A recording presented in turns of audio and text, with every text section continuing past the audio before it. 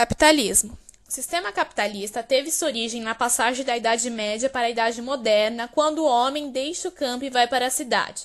Dessa forma, surgindo uma nova classe social, a burguesia. Este fato ficou conhecido como renascimento urbano comercial.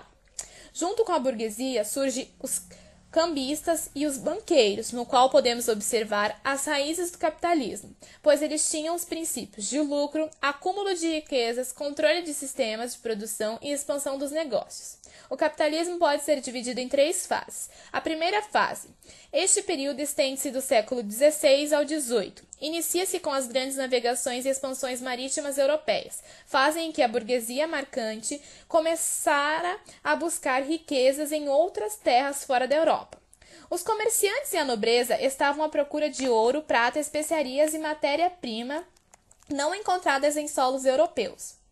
Estes comerciantes, financiados pelos reis e nobres, ao chegarem à América, por exemplo, vão começar um ciclo de exploração cujo objetivo principal era o enriquecimento e o acúmulo de capital. Neste contexto, podemos observar as seguintes características capitalistas: buscas de lucro, uso de mão de obra assalariada, moeda substituindo o sistema de troca, relações bancárias, fortalecimento do poder da burguesia e desigualdade social.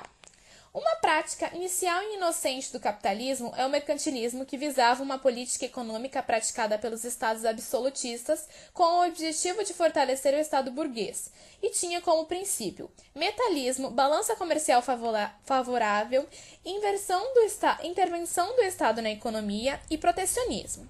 A segunda fase do capitalismo. No século XVIII, a Europa passava por uma mudança significativa no que se refere ao sistema de produção. A Revolução Industrial iniciada na Inglaterra fortalece o sistema capitalista e solidifica suas raízes na Europa e em outra região do mundo. A Revolução Industrial modificou os sistemas de produção, pois colocou máquina para fazer o trabalho que antes era realizado pelo artesão. O dono da fábrica conseguiu dessa forma aumentar sua margem de lucro, pois a produção acontecia com mais rapidez. Se por um lado essa mudança trouxe benefícios, queda nos preços da mercadoria, por outro, a população perdeu muito. O desemprego, baixos salários, péssimas condições de trabalho, poluição do ar e de rios, acidentes nas máquinas foram problemas enfrentados pelos trabalhadores desse período. O lucro ficava com o empresário, que pagava um baixo salário pela mão de obra dos operários. As indústrias, utilizando máquinas a vapor, espalhando-se rapidamente pelos 4 cantos da Europa. O capitalismo ganhava um novo formato. Muitos países europeus no século XIX começaram a incluir a Ásia e a África dentro desse sistema. Esses 2 continentes foram explorados pelos europeus dentro de um contexto conhecido como neocolonialismo. As populações desses continentes foram dominadas e forças tiveram suas matérias-primas e riquezas exploradas pelos europeus. Eram também forçadas a trabalhar em jazidas de minério e a consumir os produtos industrializados das fábricas europeias. A terceira e última fase. Iniciada no século XX, essa fase vai ter um sistema bancário nas grandes corporações financeiras e no mercado globalizado, as molas mestras do desenvolvimento. Podemos dizer que este período está em pleno funcionamento até os dias de hoje. Grande parte do lucro e do capital em circulação no mundo passa pelo sistema financeiro. A globalização permitiu às grandes corporações produzirem seus produtos em diversas partes do mundo, buscando a redução de custos. Essas empresas, dentro de uma economia de mercado, vendem esses produtos para vários países, mantendo um comércio ativo de grandes proporções. Os sistemas informatizados possibilitam a circulação e a transferência de valores em tempo quase real.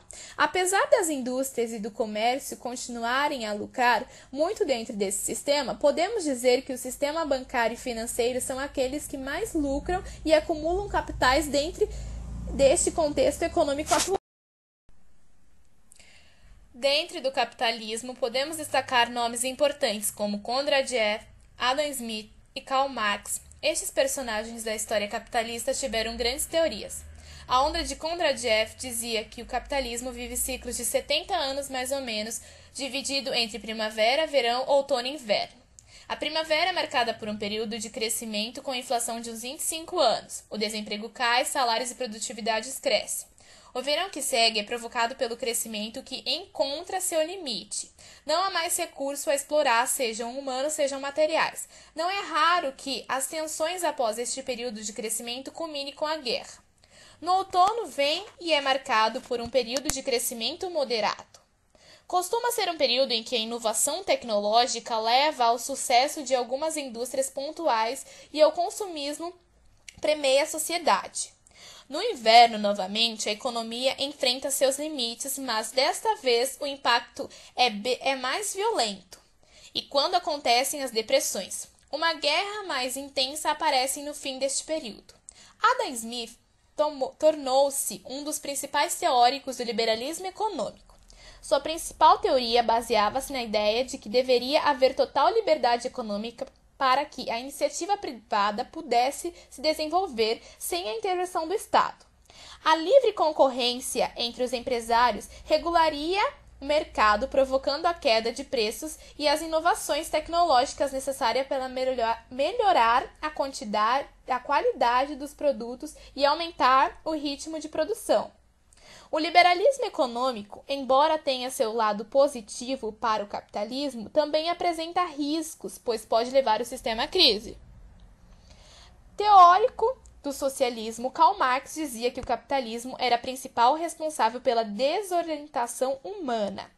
Ele defendia a ideia de que a classe trabalhadora deveria unir-se com o propósito de derrubar o capitalismo e aniquilar de vez a característica abusiva desse sistema que, segundo ele, era o maior responsável pelas crises que viviam cada vez mais intensificadas pelas grandes diferenças sociais. A partir disso, surgiria uma sociedade socialista sem diferenças sociais e exploração do próximo. Além disso, Marx fala sobre o conceito da mais-valia, que é o lucro adquirido pelo capitalista através do trabalho não pago ao trabalhador.